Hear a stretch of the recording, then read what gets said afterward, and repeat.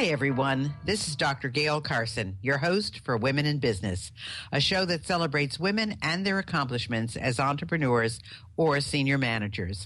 As a woman business owner for over 5 decades, I take great pride in bringing these interviews to you. And today, my guest is Rebecca Hall Greiter.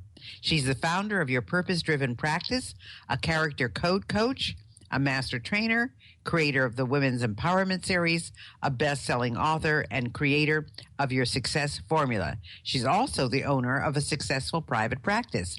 She has a track record of leading executive teams through complex information to streamline results. She's committed to helping you line up your business with you, your core values, and your passions so that you can impact the world in the unique and wonderful way in which you are gifted. Welcome, Rebecca. How are you today? I'm wonderful. Thank you so much for having me on the show today. I'm honored. Oh, you're very welcome. But, first of all, I have to ask you a question. What is a character code coach? I've never heard of that before. Sure. It's a system where you're looking at not just personality styles that people have, but how they physically are showing them. Brandy Michaels is the creator of that system, and it's a way that without necessarily having someone have to take the DISC system or a test or go through a process to determine how they want to be interacted with in the world, there's a way that visually they indicate a lot of those things. And so that's what we learn as a character code coach, is how to recognize those visual indicators so that we are able to interact with people in a way that they are more comfortable being interacted with. Fantastic. Well, now that's much more clear to me. So now I can get about my business of finding out why women's empowerment, creating stages, and speaking opportunities are so important to you. Wonderful. And this really comes from my story. I grew up in an environment of all different types of abuse as a young girl. And some of the lessons, quote unquote, or truths I learned during that period of my life was that I didn't matter. I wasn't important. I had no value. And ultimately that it wasn't safe to be seen or heard. And eventually I was rescued from that environment and put into a new home where I was loved. And so I learned I was lovable, and I learned I had great value, and that it was okay to be me, that it wasn't my fault, and ultimately that it was safe to be seen and heard. But when I look out into the world, I see so many people, men and women, still walking around believing the lies. And so for me, this work with women's empowerment is to really help women understand how valuable they are, how beautifully and wonderfully they're made, and that they're needed and their message needs to be heard. So, but how do you go about empowering women, Rebecca? I mean, that is the big word of the last 10 years, empowerment. Mm-hmm. And yet, how do you go about empowering them? It's a process. And so there's several different ways that I work in that arena to empower women. So one of them is I've created the Women's Empowerment Series, which is a community that comes together 5 to 7 times a year, where we collect 50 to 100 women, and I bring in amazing speakers to really connect at a heart place from different modalities and different specialties to really serve that community so that they can grow. And the whole environment created at those events is one that's really safe, that it's okay to be exactly where you're at, to connect in a real way, to learn so that you're empowered, because a lot of this empowerment starts with the inside and the dialogue that we have with ourselves, and then meeting some like-minded women or women on their journey that also want to connect and grow, so that when we go back out into that world, we're not isolated. We have people that also want to grow and make a big difference in the world, and we can encourage and cheer each other on. So the Women's Empowerment Series is one way that I work to empower women. And then I have a radio show that's called Empowering Women, Transforming Lives on Voice America.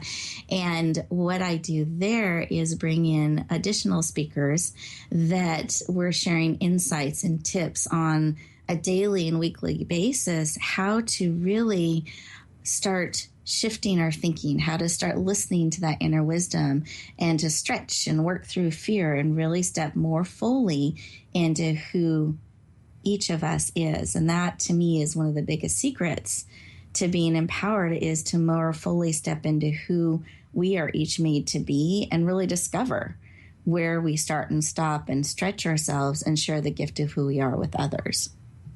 So what sort of stages and speaking opportunities do you provide?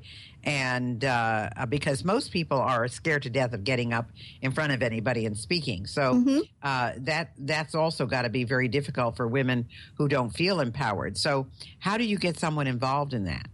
Sure. With the fear part and the stepping on stage, that's something for me on my journey. When I moved into that new environment, I still could barely stand up and say my name in front of people. That to me was a courageous act, much less even thinking of being on radio or books or speaking to people. So to me, it was a journey and a lot of stepping through my fear as I moved step by step into speaking and into leading and into really helping others do that. So I'm very familiar with that dance with fear and stretching. But what I have found leads people through that fear. And a lot of what helped me go through that is recognizing fear is an emotion. We're typically not in mortal danger when we step on stage, even though our bodies can sometimes send those signals. And so I help people work through that so that they're able to lean in and get more comfortable in that environment. And what helps them want to do that is that they really feel they have a message that they're called to share, that's important for them to share despite the fear, despite their nerves or their discomfort as they're stepping through that journey. So for people that are in the beginning of that process, I have higher level courses that I have a safer, more intimate environment where they can learn how to put together a presentation. They can learn how to bring themselves into their message and really stand in it in a way that they're being authentically who they are, that they're focused more on the connection than perfection, so that they know how to share that message.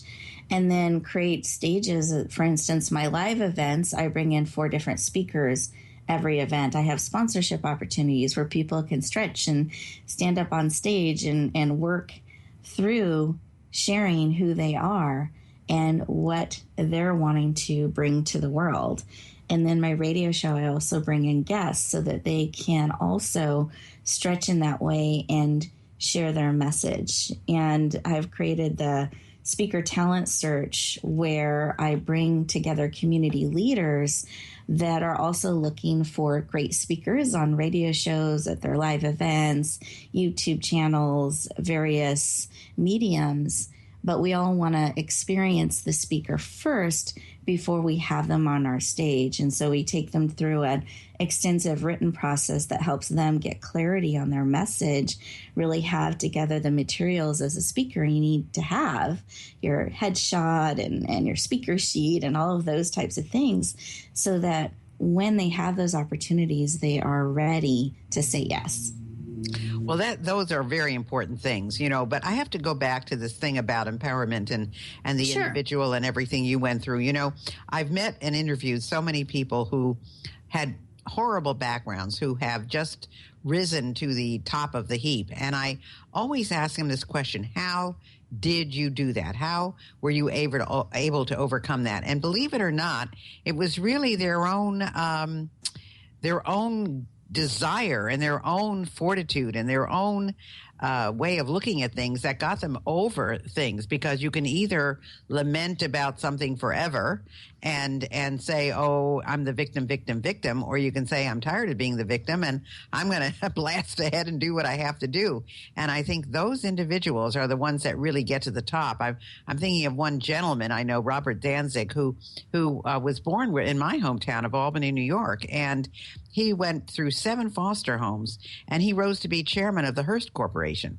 And I asked him, I said, how did you do that? He said, it was just a goal I had. He said, I saw the future. I knew I controlled my destiny, and I moved on. And I think that's something that people have to really believe deep down, because nobody's going to do it for you but yourself, So let me ask you how maybe you can share with us how one woman has impacted you and inspired you to step out in a bigger way. Sure. And I would say that I agree. It is a decision, and it's a journey, and it's a decision. We can't control a lot of things that happen to us, but we can control our response to that. And for me, I didn't want to continue to be a victim in my life. That's not who I was or who I wanted to be. I really wanted to make a positive difference in the world, and wanted to not be limited and really build what mattered to me and really help others do that in their life. One woman that really impacted me with the family dynamics, I ended up having 4 grandmothers. And one of them, my Grandma Gracio, is someone that really, really impacted me. And she is an Italian, I would say one of those compressed big people, petite package, but a lot of power. Right. That's my grandma. And she moved in with us right towards the end of high school. Grandpa had passed away, and I didn't know Grandpa all that well. He was more of a grandpa figure, but I didn't have a super close relationship with him. And the opportunity I had with my grandmother when she moved in was to really get to know her as a woman.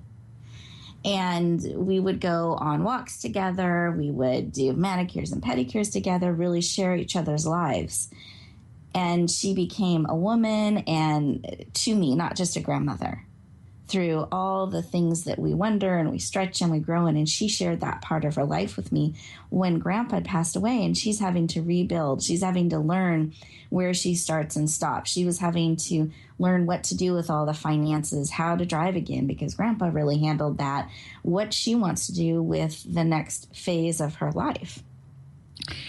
Well, that's, it's interesting how much, and I think that's very important for our listeners, to realize the impact that grandparents have on their grandchildren. I have a great-grandson, but my daughter is a big influence on my great-grandson's life. I mean, he spends every other weekend with her, and he just, loves her. I know he loves his mom even more, but he really just loves his grandma. So I think that has a big effect, and it's interesting how it really impacted you.